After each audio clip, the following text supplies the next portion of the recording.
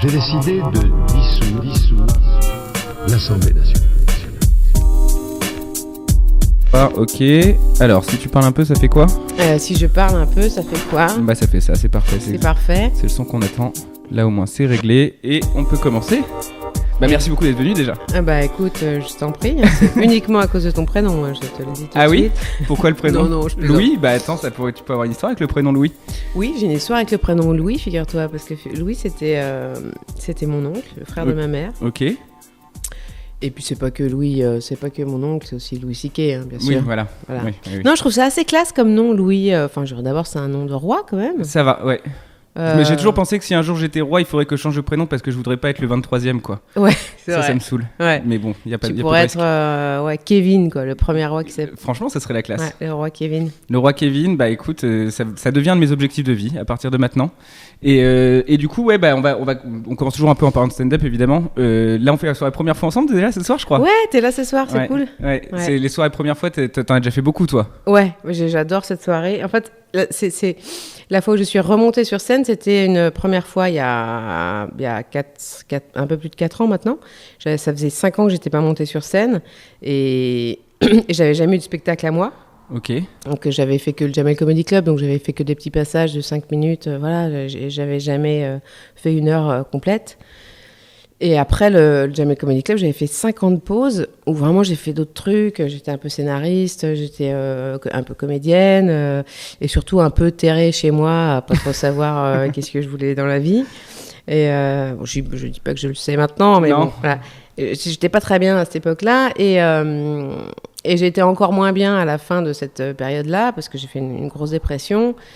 Et c'est l'écriture un peu qui m'a sorti de la dépression et j'ai écrit et en fait sans m'en rendre compte j'ai fini par comprendre que j'étais en train d'écrire des vannes ouais, tout simplement. Ouais, c'est souvent ça. Et je me suis rendu compte qu'à un moment il fallait y aller, il fallait aller retourner sur scène et j'étais vraiment morte de trouille. Et c'est Yacine qui m'a un peu forcé la main, mais doucement, hein, comme il sait si bien le faire, en me disant « mais viens à cette soirée ». C'était la première fois.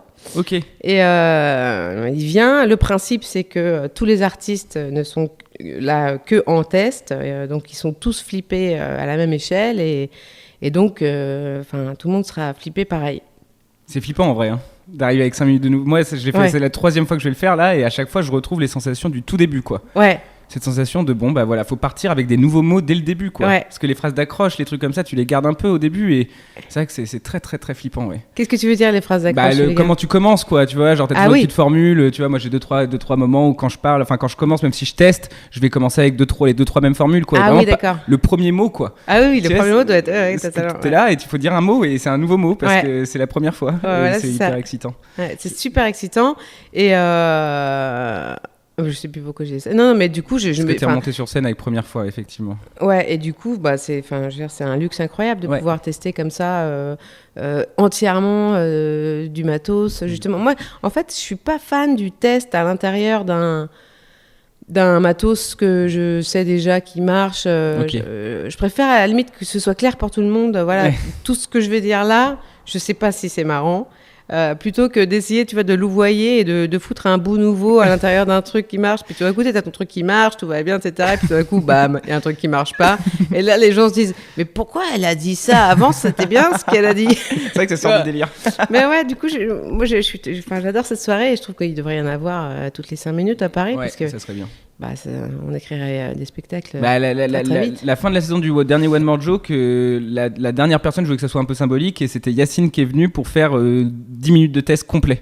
Je lui avais dit on finit la saison sur 10 minutes de test pour montrer aux gens que c'est ça aussi du stand-up, et du coup ça avait cartonné parce que Yacine, je pense qu'en plus il commence à prendre le pli de tester pour la première fois et que ça soit la première fois, et c'est sûr que si ça soit la première fois aussi ouf, c'est parce qu'il nous met aussi dans un mood au début à être bien avec le public, à tester des blagues, etc. Et c'est sûr qu'il a ce truc pour mettre à l'aise et pour te donner envie d'écouter ce qu'il dit, et c'est sûr que tester dès la première fois un bloc entier, tu l'as fait au One More récemment aussi, et c'est vrai que c'est incroyable parce qu'on voit les vannes naître en fait. Tu vois le truc où ça va, on voit le bloc arriver. J'ai hâte de voir d'ailleurs la suite de ce bloc-là maintenant. Bien sûr, C'est marrant. Non, c'est cool. Et puis effectivement, après Yacine, il a effectivement ce talent incroyable de MC. T'as jamais vu ça, quoi. Il arrive, il a un truc en impro qui, moi, me scie totalement, quoi. Et du coup, t'as arrêté 5 ans et tu dis il fallait que je remonte, quand tu dis il fallait, ça vient quand même de toi à un moment donné, 5 ans.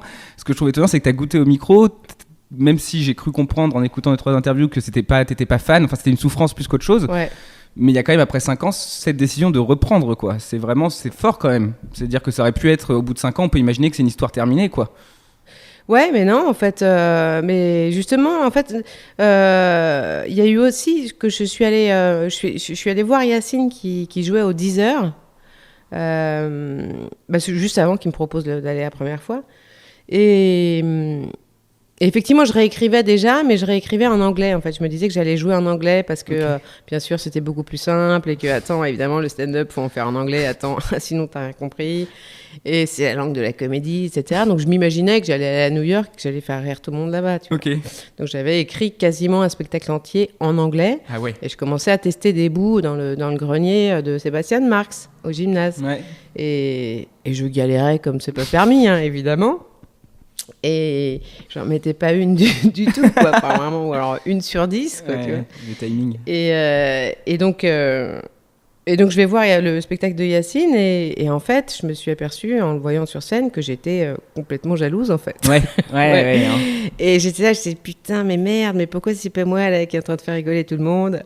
Et voilà, donc je me suis dit qu'il y avait peut-être effectivement besoin d'y aller, même si effectivement c'est une souffrance abominable, quoi. Enfin, il y a aussi, je pense qu'il y a un truc, voilà, c'est pas très original de dire ça, mais il y a un truc un peu maso, il y a un truc un peu qui est un peu de l'ordre presque même de l'extase, quoi. On a un peu des sortes de Saint-Sébastien, quoi. On aime bien se faire mal, quand même. Un petit peu.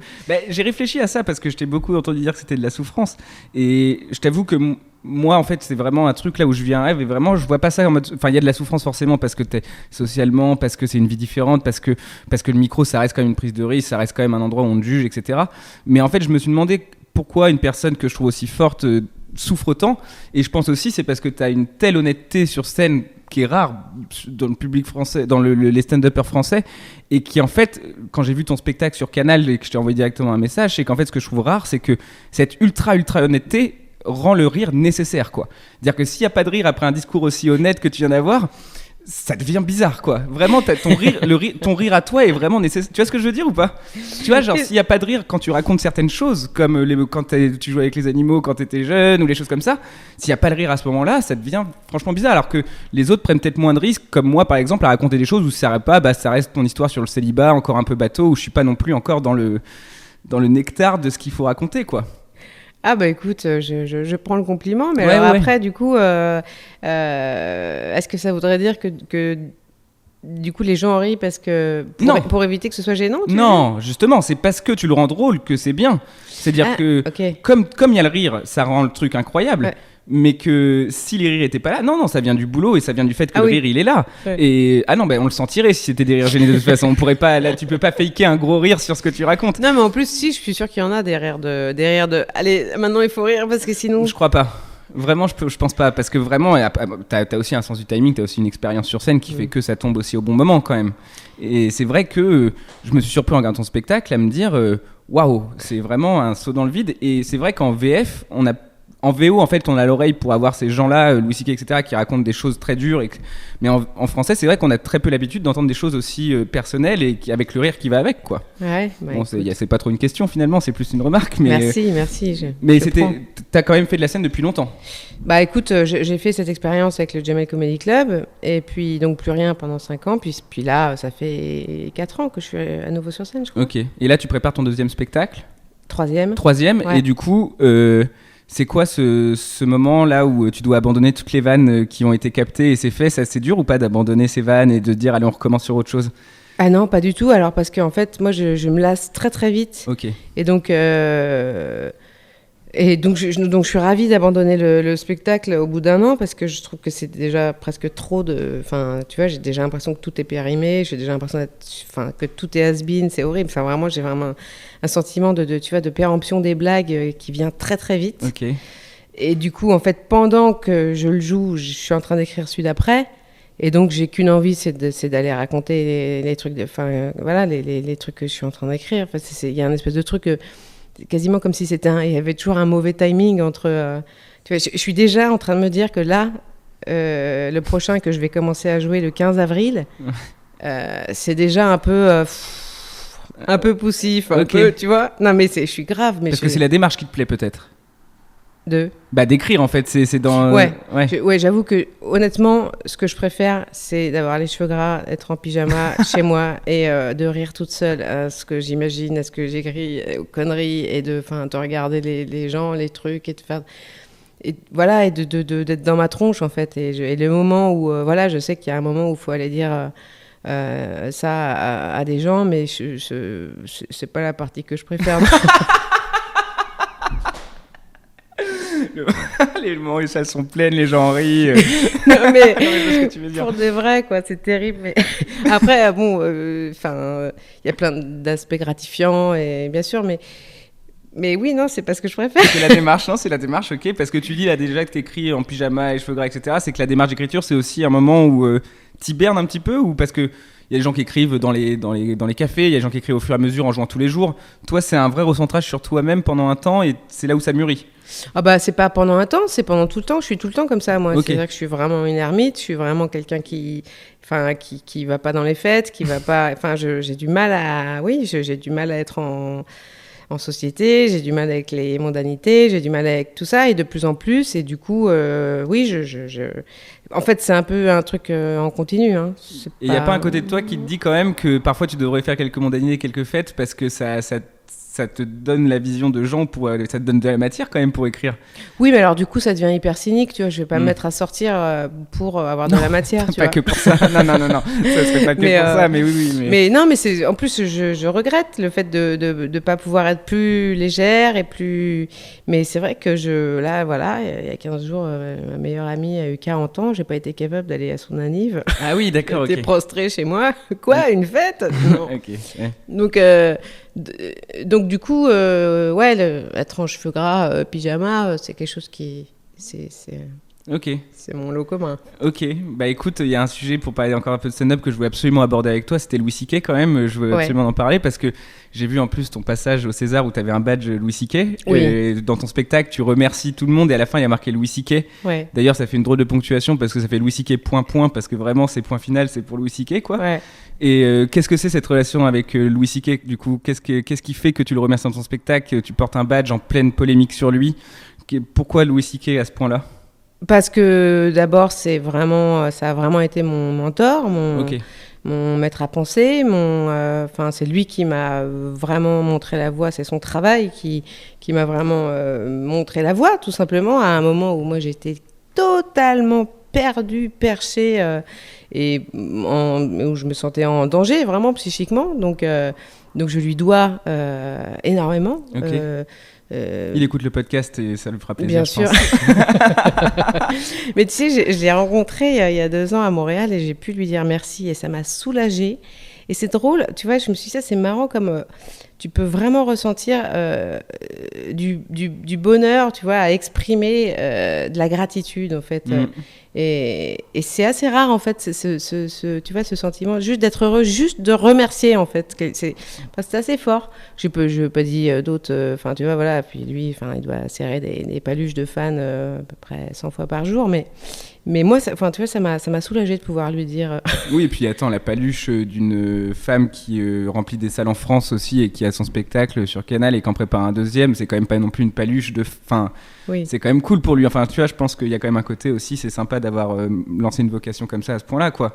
Mais du coup, donc il y a ce badge Louis C.K. et il y a cette envie de remercier Louis C.K. du coup pour ça. Et tu t'es pas dit au moment de monter sur la scène des Césars que tu vas créer un truc ou je sais pas quoi. Il y a ce côté où c'est pas grave. Il y a. Tu vois, c'est quand même un geste fort, quoi. Ah ben non, mais évidemment qu'il y avait une sorte de contrepoint. Il y avait une sorte de contrepoint au ruban blanc aussi, tu vois. C'est-à-dire que, le ruban blanc, moi, je suis absolument pour cette initiative qui était...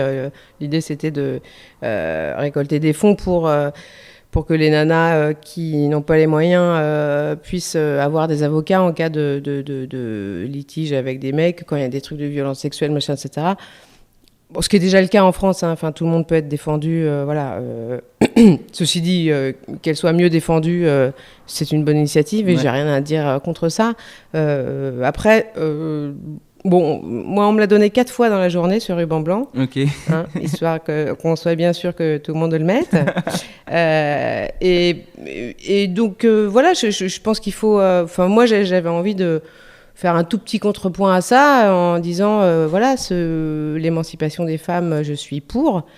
Par contre, l'Inquisition, je suis contre. Donc, j'ai pas envie qu'on mette dans le même sac un Weinstein et un Louis C.K., par exemple, tu vois, parce que voilà, je pense que les faits sont pas les mêmes. Et que, voilà, les faits sont pas les mêmes, tout simplement. Il va remonter sur scène, tu crois ? Je pense j'imagine pas qu'il le fasse pas, quoi. Ça me paraît complètement... limite, ça va être fort. Je pense qu'il est encore en train de réfléchir à sa première phrase.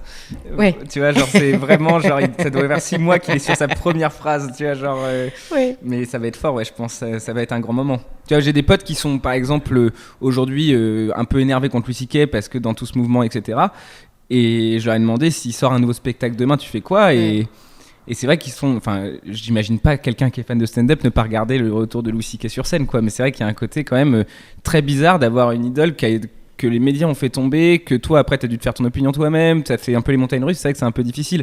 Parce que je vois ce que tu veux dire sur Louis C.K. Moi, par exemple, quand je me suis intéressé au stand-up, Louis C.K. et George Carlin, ça a été les premières personnes à me faire me dire... Ah mais putain, mais attends, j'ai fait quelques études, j'ai lu un peu, j'ai vu quelques films, mais en fait, eux, ils sont en train de me dire des trucs que j'avais jamais entendus et c'est ça qui m'intéresse, en fait. Ouais. Et c'est vrai que c'est difficile, quoi. C'est une idole, quoi. Donc à un moment donné, c'est vrai que de pas pouvoir trop en parler ou de pas pouvoir, tu vois, mettre le badge, ça devient un geste entre guillemets transgressif, c'est quand même bizarre, quoi. Oui, bien sûr, ouais, c'est ça. Mais en même temps, je pense qu'il faut les faire un peu, ces gestes, parce que sinon, si tout le monde se tait...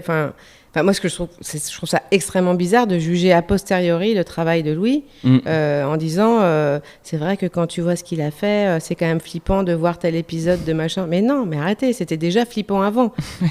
Et c'est pour ça qu'on aime l'humour de Louis C.K. et qu'on l'aimait avant aussi. C'est parce que c'était flippant et que ça faisait écho en nous à une part sombre et que voilà, ça fait 20 ans qu'il le dit sur scène, qu'il est obsédé du cul, qu'il se branle en permanence. Il nous le dit depuis 20 ans, tu vois, et puis tout d'un coup, c'est comme si tu votais, tu militais pour un candidat pour les présidentielles, il est élu, et le premier jour, il se met à appliquer sa première mesure, et là, tu sors manifester dans la rue. Enfin, tu vois, ça n'a pas de sens, en fait. Je sais ce que tu veux dire. Donc, je sais pas, moi, ça n'a absolument rien changé. Il reste vraiment complètement mon mentor, mon maître à penser. De toute façon, il n'y a pas de raison. Et voilà, très souvent, je pense à lui, et je me dis, dans des situations difficiles, qu'est-ce que Louis aurait fait dans cette situation ? Et puis je me branle et ça va beaucoup mieux. Okay. Et pour finir un peu sur le stand-up, justement, avec Seb Marx, quand tu as fait le podcast, c'était en 2014, mais tu parlais d'aller à New York après ton spectacle que tu étais en train d'écrire à l'époque. Ça reste encore une envie potentielle ou c'est un truc où là tu t'es dit, bon, peut-être que c'est en France que ça va se passer ? Non, c'est très très agréable de jouer en anglais. Je suis partie à New York plusieurs fois, j'ai fait pas mal d'open mic là-bas. Et c'est une expérience géniale, drôle, mais comme aller à la fête foraine, en fait. C'est un truc, c'est super. T'as vraiment l'impression d'être un extraterrestre pour eux. Moi, je jouais que là-dessus en plus. J'arrivais juste avec une espèce de vision de française totalement naïve sur ce qu'on a le droit de dire, pas dire, etc. Je parlais des obèses, je parlais des noirs, je parlais des... Je fais ce que je veux, je suis française, mais tout ça avec un espèce de petit regard de Candy, tu vois. Et puis je les ai bien fait rire là-bas, parce qu'effectivement, tu peux très vite les faire marrer avec avec cet angle-là, forcément. Mais ça reste pas ta langue, et ça reste effectivement c'est de la musique, et c'est 80% de la musique. Ouais, parce qu'on parlait de la langue déjà dans l'épisode juste avant. Effectivement, il y a un côté, avec Fari, et effectivement, arriver à faire sonner la langue française en mode stand-up, ça devient du coup un nouvel objectif, quoi. C'est vrai, parce qu'on disait que l'anglais c'était la langue de la comédie. Moi, je suis assez d'accord avec ça. Ils ont des dynamismes, des mots qui permettent de tourner les trucs d'une façon où ça rend drôle et ça punch. Mais effectivement, ça rend pour un défi en français. Il faut effectivement le faire sonner, quoi.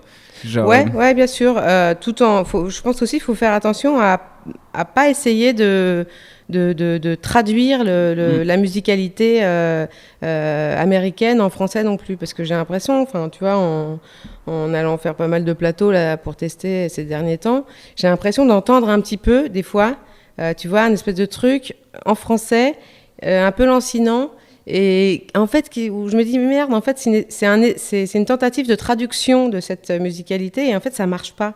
Ou alors si, mais tout le monde, du coup, va avoir la même couleur, et ça va être chiant. Ouais. Tu vois, et donc, faut faire gaffe à ça aussi, je trouve. Faut surtout trouver ta propre façon de parler et de la faire sonner, la blague. Et je pense que on n'a pas les mêmes... je pense que c'est vraiment différent, l'importance justement de la... c'est pas la même harmonie, c'est comme si on n'était pas... Tu vois, c'est comme si on était vraiment, tu vois, accordé différemment. Donc on peut pas, c'est pas un truc qui peut se traduire vraiment. Ouais, faut trouver sa voix, quoi. Ouais. Mais ça, c'est individuel. Il y a autant de stand-uppers que de stand-up, comme dit Sébastien Marx, et je crois qu'il y a de ça, quoi. Il faut trouver son stand-up à soi, quoi. Ouais, il y a de ça.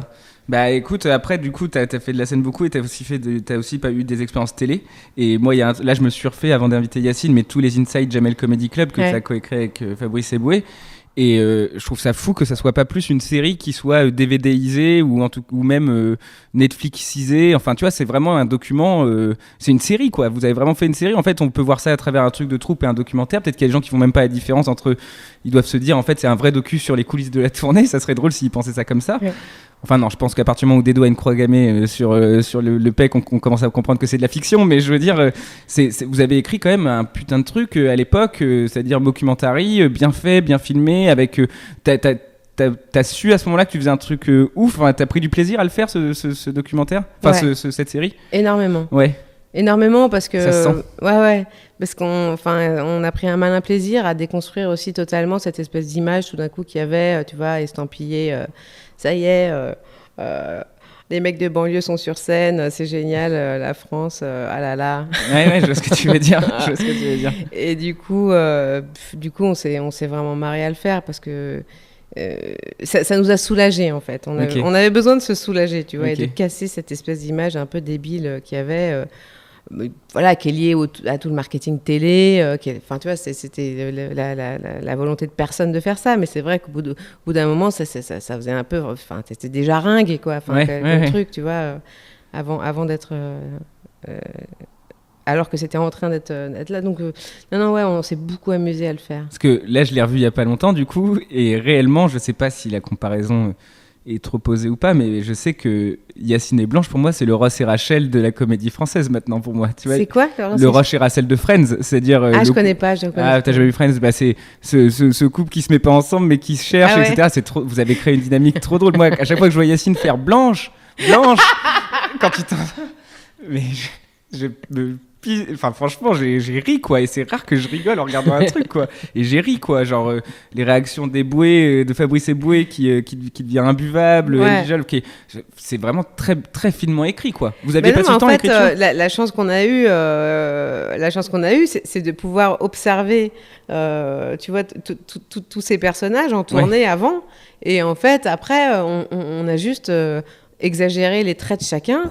Et on a fait tu vois, un peu comme c'est des personnages de BD finalement, au bout du compte, tu vois, qui ont un seul travers mais un énorme, tu vois, et puis à chaque fois qu'ils ouvrent la bouche, c'est ça qui est mis en avant, et du coup c'était très très marrant à écrire, quoi. Bah, ce que j'ai trouvé fou, c'est vraiment ça, la psychologie les traits tirés, parce qu'on sent que c'est, typiquement la discussion à table réfectoire sur d'où vient le sida.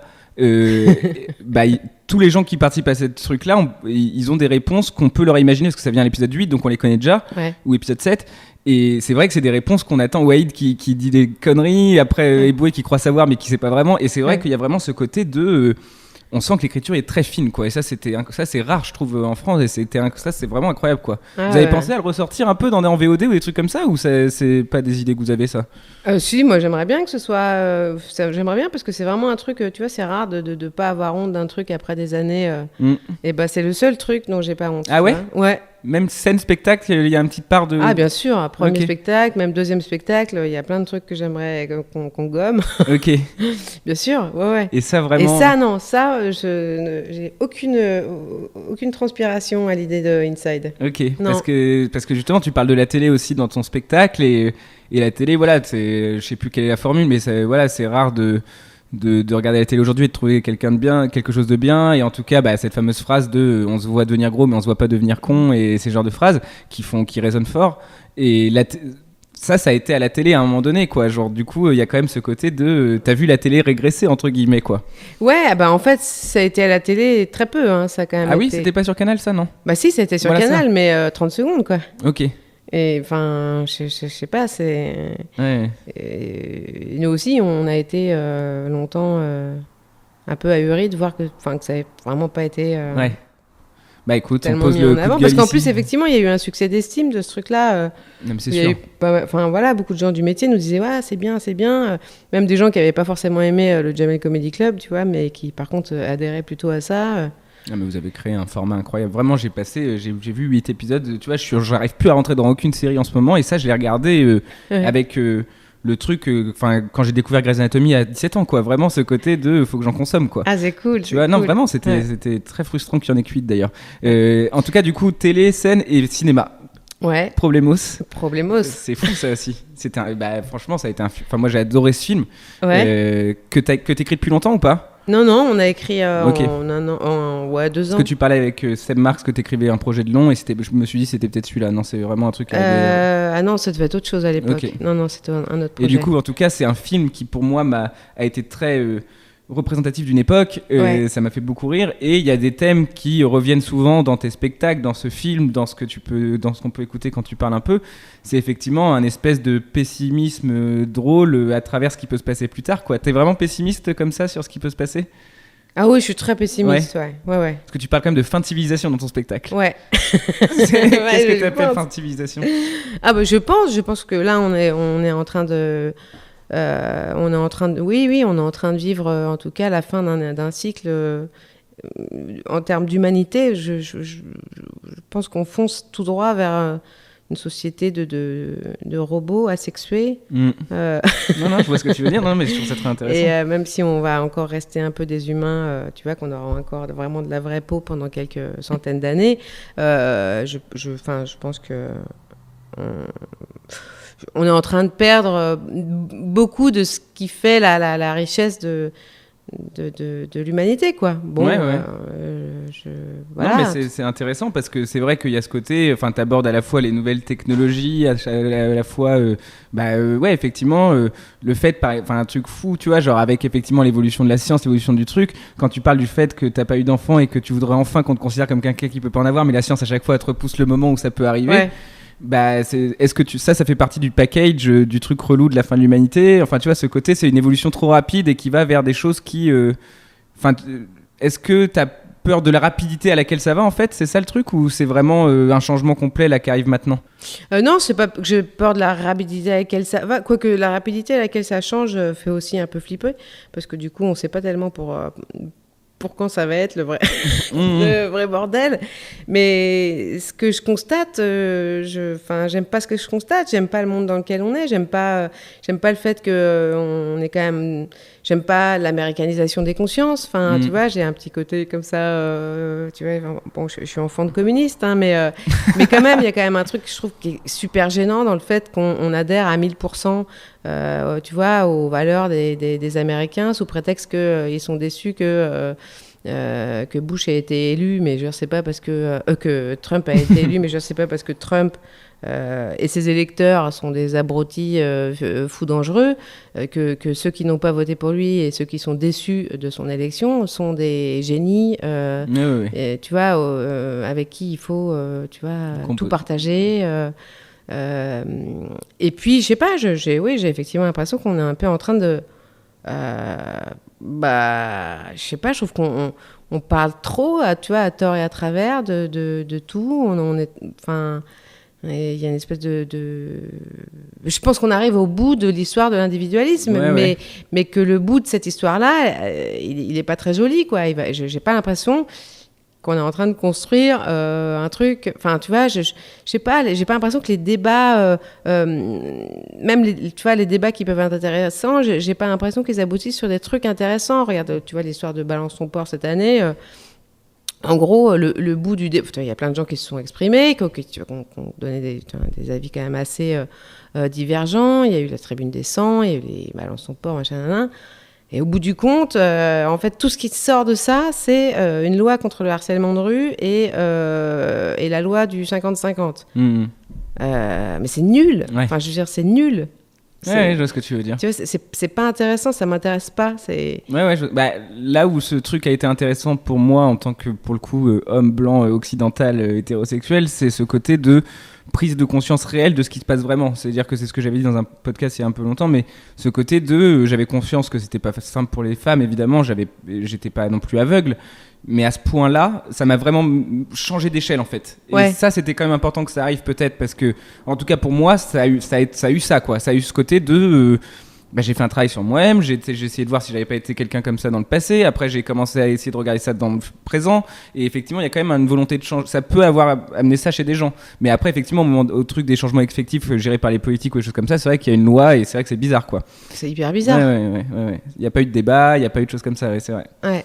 Mais le débat, en général, quand tu dis que les débats sont faibles, en fait, je pense qu'il n'y en a même plus, en fait, des débats. Non, en plus, t'as raison, ça, c'est pas vraiment des débats. C'est des choses pour avoir un clash de 5 minutes exportable sur YouTube et qui va faire quelques millions de vues, quoi. Oui, c'est ça. Il faut des phrases qui ont un effet, quoi. J'ai pas encore eu de clash dans le podcast, c'est triste. Genre, il faudrait mon premier clash, je pense, dans ce podcast pour que ça décolle. Mais c'est-à-dire, c'est quoi? C'est ce clash que je vais pouvoir mettre sur YouTube, Louis clash Blanche Gardin, et ça fait 1 million de vues. Et c'est parti. Non, et c'est vrai qu'on est dans une société qui fait un peu peur là-dessus. Ouais. Mais effectivement, après, tu vois, quand tu dis ça, j'ai l'impression que tu parles en comparaison d'une époque passé où toi tu te sentais plus en adéquation avec le monde dans lequel tu vivais. Tu sais ce que je veux dire? Il y a ça aussi, il y a eu un moment où tu étais bien et tu as vu ce changement et tu te dis ah là ça va plus. Oui, c'était avant Maastricht, je pense que...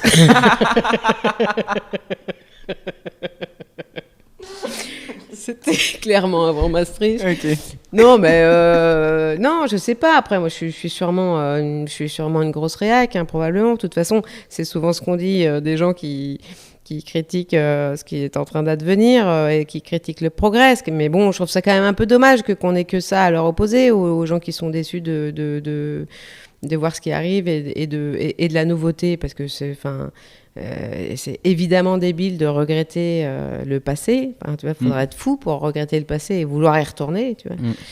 Mais c'est tout aussi débile de dire tout ce qui est nouveau est bien. Enfin, tu vois, c'est écrit une nouvelle recette sur le paquet. Enfin, on est au courant quand même que c'est pour bien nous enculer, tu vois. Donc, j'émets des doutes et j'émets des doutes, et d'autant plus que tu t'aperçois que dans pas mal de domaines, finalement, l'espèce de modernité, c'est souvent une espèce de retour plutôt réactionnaire, pour le coup, à des traditions anciennes, enfin, tu vois, la nouvelle façon de se soigner aujourd'hui, la façon hype de se soigner aujourd'hui, c'est les plantes et c'est machin, et c'est le tout naturel, et... etc., machin. Donc, enfin, je veux dire, tu vois bien que de toute façon, même la modernité elle-même peut être, tu vois... Ouais, dans le passé, c'est drôle, ouais. C'est vrai que j'avais jamais vu ça comme ça, mais c'est vrai qu'il y a un truc de... en fait, on va voir dans le passé pour aller l'adapter. Ce qui est hype et branché, en gros, tu sais, c'est... Donc, je sais pas, non, moi, bon, après, bon... C'est aussi une espèce d'habitude, quand tu dis je suis pessimiste, je sais pas, mais c'est une espèce de pli qu'on prend aussi quand on est humoriste, de tout regarder avec un œil un peu torve et ouais, et mais alors quand on est humoriste, mais et... aussi, et c'est un truc qu'on a en commun, je pense, c'est aussi peut-être le truc des gens qui viennent de la campagne et qui sont allés à la ville, entre guillemets. Alors ouais, moi j'ai pas du tout vécu à la campagne. Ah non, parce que j'avais compris avec les animaux, etc. Enfin, je m'étais imaginé une grande ferme, mais j'ai peut-être mal lu. Non, tous les étés, par contre j'étais dans le Périgord, parce que mon grand-oncle avait une maison dans le Périgord et on allait chez lui, non, j'ai grandi en banlieue parisienne, mais bon, dans un espèce de milieu, dans un univers ultra privilégié, dans une baraque avec un jardin, à Agnières-sur-Seine, enfin, tu vois, vraiment hyper protégé, privilégié. Donc, avec des parents intello, hyper ouverts d'esprit, qui nous emmenaient faire des gros voyages tous les étés. On partait en bagnole, on traversait l'Europe pour aller en Grèce, en Russie, au Maroc, en Turquie. Enfin, tu vois, j'ai eu beaucoup de chance quand j'étais gamine. Et puis, effectivement, on était encore dans une espèce de... Ouais, d'espérance du grand soir, tu vois, il y avait un peu un truc comme ça. Moi, j'ai vécu l'élection de Mitterrand, tu vois, avec mon père, je me rappelle, on avait la télé dans la cave, une espèce de vieille télé, et c'était une pièce qui était très bas de plafond comme ça. Et en 81, l'élection de Mitterrand, je me rappelle de mon père qui fait un bond dans la salle télé et qui s'éclate la tête au plafond de joie, quoi, genre, putain. Il y avait vraiment une espèce de vent de « Ah putain, mais ça va aller mieux et on va vivre dans une société plus cool, plus chouette, etc. » Et je sais pas, il y avait un truc de sincérité que je retrouve pas aujourd'hui dans cette espèce de bienveillance, de posture qu'il y a aujourd'hui, qui me saoule, enfin, tu vois, faire des petits cœurs avec les doigts, moi j'y crois pas, enfin, tu vois, ça c'est des éléments de langage, c'est pas, je sens pas beaucoup d'honnêteté, non, peu. Voilà, dans la société aujourd'hui, et ça me rend triste, et c'est pas pour autant que j'ai envie de retourner en 81. Non, bien sûr, mais tu parles de Mitterrand, et c'est vrai qu'il y a un truc là-dessus que moi, du coup, en tant que... Enfin, les premières élections que j'ai vraiment vécues, je pense que c'est Chirac 2002, et il y avait déjà un espèce de truc assez fou avec Le Pen à l'époque, donc j'ai pas eu d'élection, entre guillemets, normale, entre guillemets d'avant, quoi. J'ai beaucoup lu sur la 5e République, et c'est vrai que ça avait l'air différent avant. Et est-ce que, par exemple, parler politique, c'est un truc qui t'intéresse? Parce que c'est vrai que quand on parle politique, aujourd'hui, il n'y a plus d'adhésion comme il est plus sincère, comme je pouvais imaginer pour Mitterrand à l'époque, ou pour... même, enfin, tu vois, genre même pour Chirac, pour certaines personnes en 95, enfin, tu vois, ce côté de, on soutient vraiment quelqu'un, qu'on veut être président. Est-ce que la politique, c'est un domaine qui t'intéresse à exploiter sur scène ou quoi que ce soit, pas pour parler de politique-hard, mais pour dire que je pense que, par exemple, les Américains ont été chanceux de connaître l'élection d'Obama dans les années 2000-2010 parce qu'ils ont su ce que c'était que d'avoir un vote d'adhésion. Moi, j'ai bientôt 30 ans et j'ai jamais eu de ça. Ouais, bien sûr, ouais, tu t'imagines la tristesse. C'est horrible. Après, effectivement, un 81, t'imagines la tristesse d'un 2002, d'un 95. Ouais, c'est ça. Vraiment, mais... Ouais, c'est ça. Il y a un côté bizarre, ouais, effectivement. Mais après, bon, on parle de fin de civilisation, ça va aussi... je pense qu'on va... Enfin, je sais pas, t'as encore des spectacles à venir, des choses à venir, et puis en soi, ça va rouler aussi, quoi. Genre, c'est pas non plus... T'as pas peur de te terrer, enfin t'as pas un plan B au cas où ça part en couille. Moi, j'ai un pote là récemment qui m'a dit... Parce que là, j'ai un pote récemment qui m'a dit qu'il cherchait une maison. Je vais peut-être en parler la première fois ce soir d'ailleurs, et je sais pas si le fait de le dire en micro là fait que je triche pour première fois, mais non. Mais en gros, il veut acheter une maison, et ses 2 critères pour acheter une maison, c'est que ça soit dans un rayon de plus de 100 km de Paris et qu'il y ait un point d'eau. Et c'est ces vrais 2 arguments, quoi. Et je dis putain, il a 29 ans, tu vois, je dis t'es sûr, tu vois, genre c'est vraiment une sorte, et c'est dans le psyché de certaines personnes de mes âges, quoi. Tu vois, je veux un point d'eau, quoi, genre au cas où, ça sonne comme un au cas où, quoi. Et un petit sous-sol, quoi. Ouais, exactement. Ouais, avec une plaque en béton. T'as pas de plan B ? Non, je suis pas du tout dans ces délires. Fin du mondiste, mais c'est pas du tout dans ce sens-là. C'est plus dans le sens des valeurs en fait que je pense que ça va partir vraiment en couille. Mais bien et en sûr. parlant de valeurs, tu parles un peu de religion aussi. Est-ce que vis-à-vis de la religion, il y a un truc en général, ce côté foi vs science, est-ce que la science ça serait pas une nouvelle religion? Enfin, tu vois, est-ce qu'il y a un côté aussi où les gens ils savent plus quoi croire entre guillemets, tu vois? Est-ce que notre génération elle manque pas d'un truc en quel croire réellement, tu vois? Bah en fait elle croit énormément, elle croit en Google, quoi, c'est-à-dire qu'elle croit, enfin tu vois, je pense que Google est le nouveau monothéisme tu crois qui va supplanter tous les autres. C'est drôle. Bah évidemment, c'est sûr, enfin tu vois comment on va tirer la manche de Twitter pour se plaindre, pour se confesser, pour Facebook, enfin tu vois comment les gens utilisent ça, ils utilisent ça comme on utilisait le confessionnal, ils utilisent ça comme... C'est vrai? Bah ouais, c'est... je l'avais déjà vu. T'en as parlé sur scène comme ça du confessionnal avec Facebook? Non, je suis en train de l'écrire pour le spectacle. Ouais. C'est vraiment ça. Enfin, moi, j'ai vraiment Facebook, j'ai fauté. Ouais, c'est ça. Pardon, Facebook, j'ai fauté. Enfin, tu vois, les espèces de textes grandiloquents comme ça, qui sont des espèces de professions de foi aussi. Et puis... oui, je pense que... Après, ce qui est compliqué, ce qui est très bizarre, c'est que... mais c'est l'individu qui est lui-même son propre salut, tu vois. Donc, tu vois, c'est une espèce d'auto-religion, en fait, une espèce de religion de soi, en fait. Donc, mais c'est là où, justement, ça tourne en boucle et que on ne peut que s'éteindre en termes de valeurs, puisque si tu es tourné que vers toi, effectivement, il ne peut plus y avoir de vrais discours collectifs sincères et puissants. Il peut pas, enfin, tu vois, donc ils nous ont bien niqués, ouais. Il y a South Park qui a un angle incroyable là-dessus où il y a Mike Hartman qui veut quitter les réseaux sociaux, mais il est embêté parce qu'il peut pas annoncer qu'il quitte les réseaux sociaux en quittant les réseaux sociaux. Et tout le but de quitter les réseaux sociaux, c'est de pouvoir annoncer qu'il quitte les réseaux sociaux et d'avoir des likes sur le fait qu'il quitte les réseaux sociaux. Bien sûr. Et il y a un peu ce côté-là, c'est vrai que c'est marrant, quoi. Ouais. Mais c'est vrai que quand tu parles de discours collectif, est-ce que par exemple faire du stand-up, c'est pas un moyen de rassembler dans une salle et d'avoir un discours collectif il y a que toi qui parles, mais tu vois ce côté, ce que tu dis, ça rentre dans la tête des gens quand même, tu vois. Est-ce que ça viendrait pas de là aussi? T'as peur entre guillemets de la fin de la civilisation? Ton envie de monter sur scène, elle vient de là, de vouloir parler et de dire les choses parce que t'es entre guillemets un peu inquiète, quoi. Bah ça, je sais pas d'où ça vient, et puis je pense qu'il faut, faut pas trop l'analyser. Non, faut pas trop l'analyser parce que sinon après c'est. Okay. Mais en tout cas, je sais pas. Ok. Et il y a un sujet qui était, que je voulais absolument parler avec toi, c'est qu'il y a un truc où tu dis que c'est le truc le plus dur que t'as jamais eu à faire, c'est d'arrêter la clope. Ouais. Et que en fait tu l'expliques d'une façon que j'avais rarement entendue et qui m'a débloqué quelques cases quand j'avais vu ton spectacle, ce côté qu'effectivement venant d'une famille qui clope, tu passes pour le rabat-joie de service quand t'arrêtes la clope. Moi j'ai déjà essayé de faire des arrêts où effectivement ça m'est arrivé d'être tout seul à table pendant que les autres ils étaient dehors en train de fumer, enfin ces choses là. Ça s'est passé comment du coup, parce que tu dis que c'est la chose la plus dure de ta vie, j'aimerais qu'on en parle un petit peu, quoi, genre comment... oui, non mais c'est monstrueux. Non mais là si tu veux, il y a 2 ans c'était mon anniversaire.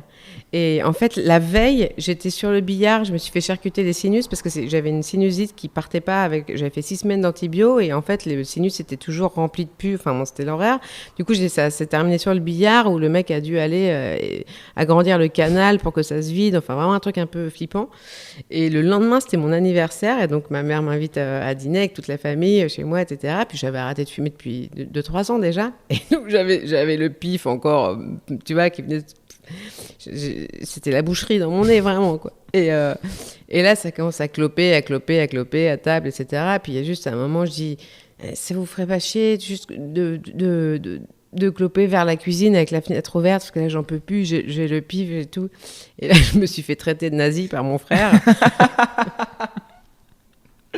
Je vois très bien. Je vois très bien. Mais bon, avec un discours qui était compréhensible, parce que tu vois, c'était un discours justement pour le coup politique où il disait merde, c'est bon, ça fait chier. Déjà, il y a une loi qui dit qu'on peut plus fumer dans nulle part. Maintenant, si c'est possible, on va quand même continuer de pouvoir fumer dans des lieux privés, quoi. Merde, quoi. Le discours était tout à fait entendable. C'est un discours que je pourrais même tenir moi-même, tu vois. Ça fait chier les espèces de comportements là tout le temps avec les gens qui essayent de se protéger de tout, tu vois, en permanence. Ouais.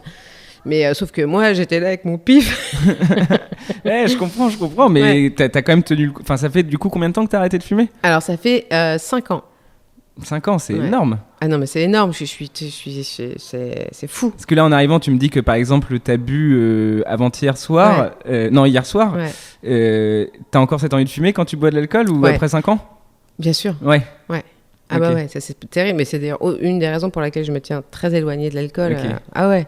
Et tu tiens à tenir, parce qu'il y a plein de gens qui arrêtent et qui reprennent, tu tiens à tenir, enfin je te souhaite de garder là-dedans, mais tu as ce côté, parce que en fait j'ai fait vraiment 3-4 tentatives d'arrêter de fumer et à chaque fois j'ai l'impression qu'au moment où j'arrête, j'ai déjà dans le cerveau le moment où je sais que je vais reprendre en fait. Ouais. Et du coup, tu vois, genre... Ah oui, d'accord. C'est parce que non, mais c'est parce que c'est pas encore le moment.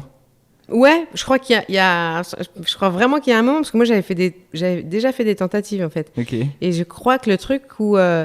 en fait, c'était la première fois, la dernière fois où j'ai arrêté, c'était la première fois où vraiment je me suis dégoûtée moi-même. C'est-à-dire que j'étais arrivée à un niveau où je crachais des trucs noirs le matin au réveil. Je venais de me faire larguer en plus, un peu comme une merde.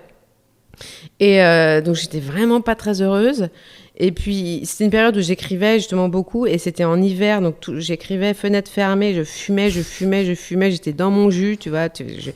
Et à un moment, je sais plus, je sors, tu vois, et je rentre dans mon appartement et je sens l'odeur qu'il y a dans mon appartement de célibataire horrible. Et là, je me dis, écoute, t'as 35 ans par là, tu viens de te faire larguer comme une merde, t'es célibataire, tu peux pas en plus sentir comme ton grand-oncle. C'est pas possible, tu vois. Il y a un moment, il faut vraiment que quelque chose cesse, tu vois, et que tu fasses un truc bien pour toi. Tu peux pas te lever le matin en ayant la vie que tu as en ce moment. Tu peux pas te lever le matin et que le premier geste que tu fasses soit un espèce de truc de suicide, tu vois, de allez tiens, on se fait du mal. Et du coup, il y a eu un truc vraiment ça a été un truc de survie, tu vois, c'était un geste de survie. Et mes arrêts précédents n'avaient pas cette couleur de geste de survie, tu vois, genre vraiment aspi-venin, quoi, tout de suite. Quoi. Il faut, là, ça y est, il faut maintenant, c'est... Et du coup, je l'ai pas du tout vécu pareil, c'est-à-dire que ça a été atrocement douloureux pendant 3 semaines. Ouais. Mais une fois les 3 semaines passées, tu vois, j'avais un truc, le réveil, où je me disais, putain, t'as arrêté de fumer. Moi, j'ai commencé à fumer, j'avais 9 ans. 9 ans ? À 9 ans, je prenais les clopes des mains de mes parents dans les réunions familiales et je fumais comme ça, eux, ça les faisait marrer. Et à 11 ans, je volais de l'argent à mes parents pour acheter des clopes. Ok. Ouais. Ah, ouais, c'est tôt. Ah non, mais famille de pompiers monstrueux. Donc pour nous, c'était normal de fumer. Ce qui n'était pas normal, c'était de ne pas fumer. Tu vois, donc très vite, on s'est mis au pas, quoi. Ouais, ouais. Et donc tu vois, de 9 ans à 35 ans, c'est long. Il faut arrêter. Ok. Ouais. Il y a ce côté sur lui parce que c'est vrai que j'avais déjà téléchargé ces applis là, qui montrent combien t'économises ou des trucs comme ça. Et non, en fait, je me rends compte que ça. j'ai 28 ans, j'ai du pouvoir d'achat. Si je veux fumer, je fume. C'est pas une question de thune. Bien sûr, pas du tout une question de thune. C'est pas un argument. Quand les gens ils disent ouais, j'ai gagné de temps, j'ai pu me faire un voyage. Je vois ce que tu veux dire. Ouais. Mais ok, donc il y a ce côté. Donc bravo en tout cas. C'est un super geste. Merci. On félicite pas assez les gens qui arrêtent de fumer. C'est un beau geste. Et les gens qui fument pas comprennent pas. Ouais. C'est toi qui as cet angle de tu fais pas confiance aux non-fumeurs. Oui, c'est moi. J'allais citer quelqu'un d'autre, mais en fait j'ai pensé à cette phrase, je me dis mais non mais c'est dans ton spectacle. Ouais. C'est très très drôle ça. Ouais, les mecs qui disent ouais, j'ai jamais fumé moi, non. Ça m'a jamais trop dit la dépendance. Ah ouais. Ouais, c'est extrêmement drôle. Ouais. C'est extrêmement drôle. Non mais tu vas y arriver Louis, j'en suis sûre, tu sais. J'espère. Ouais. J'espère. Non mais en plus, tu vois, si tu penses de cette manière-là, c'est que... J'ai commencé tard, j'ai commencé à 24 ans moi.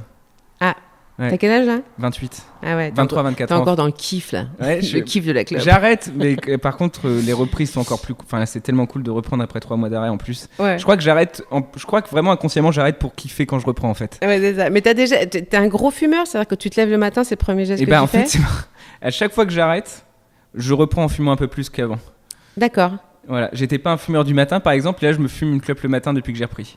Au réveil ? Non, jamais au réveil. Jamais au réveil, d'accord. Avec le café de 11h. Moi, je te conseillerais de fumer dès le réveil pour te dégoûter plus vite. Non, mais c'est vrai, parce que moi, ça faisait partie du truc, en fait. C'est vraiment... tu vas te dire que, putain, tu te lèves...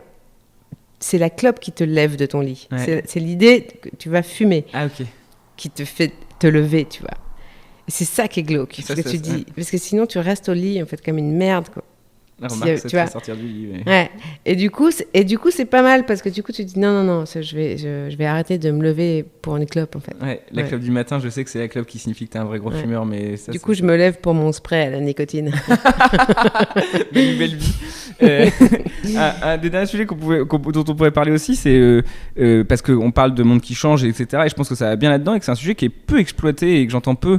Et que tu vois, genre à part Lucchini sur quelques interviews ou des choses comme ça, j'entends très peu de discours intelligents là-dessus, mais c'est sur la notion de couple qui évolue. Et toi, du coup, tu parles effectivement de la solitude inhérente à déjà le métier que tu fais, avec le style de vie que t'as, avec le fait que les relations passées soient pas forcément bien passées, qu'on n'est plus dans une époque où on reste avec quelqu'un quoi qu'il arrive. Ouais. Et du coup, est-ce que tu sens, toi, qu'il y a une nécessité de réinvention du modèle de couple qui est peut-être hérité d'ailleurs de l'américanisation aussi. Enfin non, c'est pas vrai. Mais tu vois, ce côté de le couple à tout prix, quoi. Genre... typiquement, j'ai 28 ans et je me suis surpris récemment à avoir des réflexions que j'aurais jamais eues avant, type est-ce que j'aurai un enfant un jour ? Déjà, ça c'est un truc que je m'étais jamais posé et que je me la suis posé, tu vois, par la négative pour la première fois, ou à me dire si un jour je trouve une fille bien, mais que je suis pas sûr de rester avec, est-ce que je proposerais pas un deal où on fait un enfant quand même parce qu'on a les mêmes valeurs et puis on sera un couple un peu moderne séparé. Enfin, tu vois, je me pose des nouvelles questions qui seront peut-être pas mon futur, mais en tout cas, c'est des choses, j'ai l'impression, qui sortent un peu du paradigme du couple qu'on peut imaginer. Est-ce que c'est un truc qui t'a fait réfléchir là-dessus, tu vois, ce côté de réinventer, entre guillemets, la notion de solitude, de couple, de l'autre, entre guillemets ?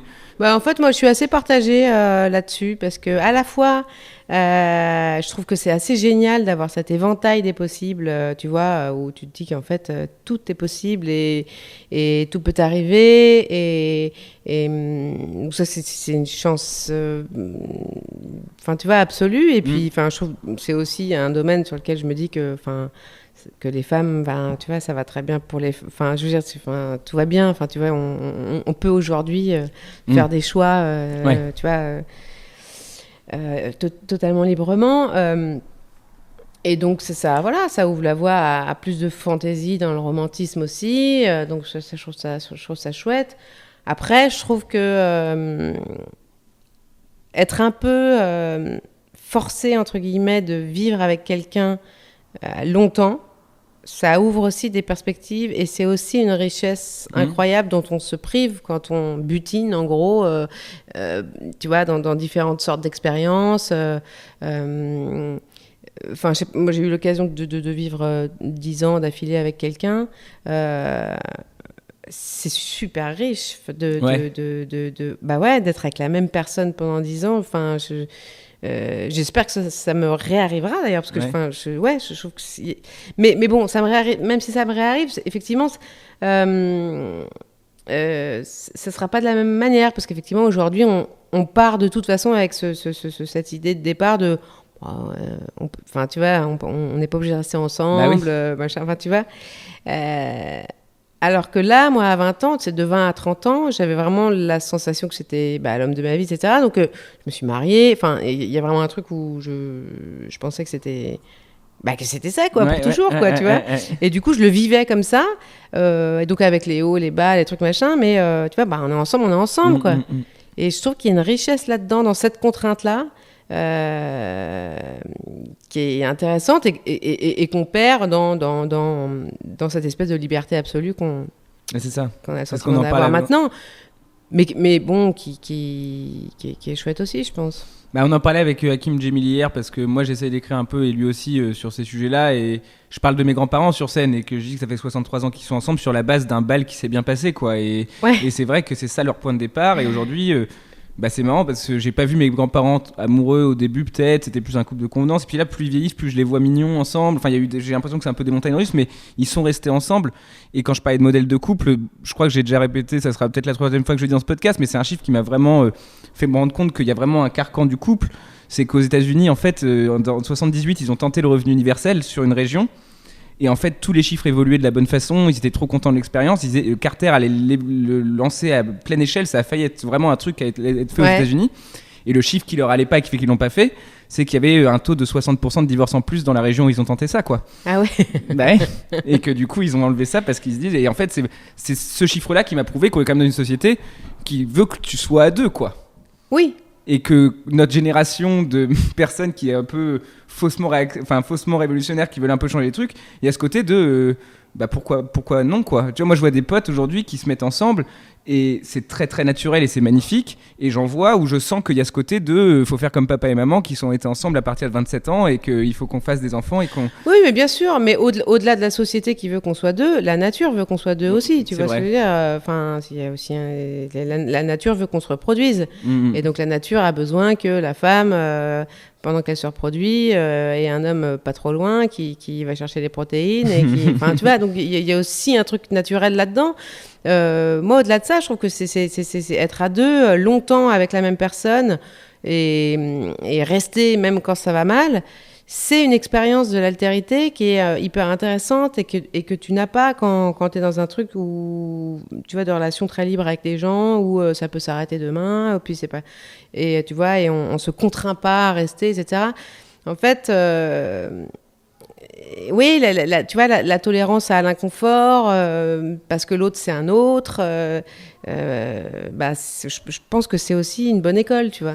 C'est un peu ça qui fait que je pense que ça a changé, c'est qu'avant c'était des gens qui se complétaient, enfin qui trouvaient un peu leur vrai eux en étant à deux, et ça faisait un espèce de puzzle qui se faisait sens, alors qu'aujourd'hui on a des individus complètement formés les uns les autres, qui veulent être ensemble mais sans rien lâcher de leur individualité, quoi. Tout à fait, ouais. Et ça c'est très dur, quoi. Ouais, exactement, il faut vraiment tomber sur... C'est dont je parlais tout à l'heure de la religion de soi, quoi. On est tellement persuadés que de notre supériorité, on a des égos tellement énormes que effectivement tu te mets en couple maintenant, tu veux que l'autre se plie à ta religion de toi-même, sauf qu'en fait l'autre, lui, il a déjà sa religion de lui-même et il a pas du tout envie que tu vois. Ça. C'est très dur. C'est compliqué, ouais. Mais écoute, en tout cas, c'est un sujet que j'arrive pas à résoudre dans ma tête, mais en tout cas, mon célibat de longue durée me prouve que je suis pas sur la bonne voie, en tout cas. Mais on va tenter le coup quand même. Mais c'est vrai qu'en plus, c'est une vie de toute façon. Mais il faut leur mettre des baffes, hein, t'es au courant? Ah, faut leur mettre des grosses torgnoles, hein, sinon ça marche pas. Hein. Ah, j'ai jamais tenté. Ah, c'est ça qu'il faut faire, d'accord, ok. Ah, bah, je tenterai. Ok, je dirais que c'est toi qui m'as donné l'autorisation de tenter ça. Ok. Ok, bah écoute, juste pour finir peut-être un peu, typiquement, bah là c'est ce soir, du coup, le seul podcast sort samedi. Tu parles de quel thème ce soir sur scène ? Écoute, je sors d'une crise parce que j'ai le syndrome du côlon irritable. Ok. Et je sors d'une crise de 10 jours là. Ok.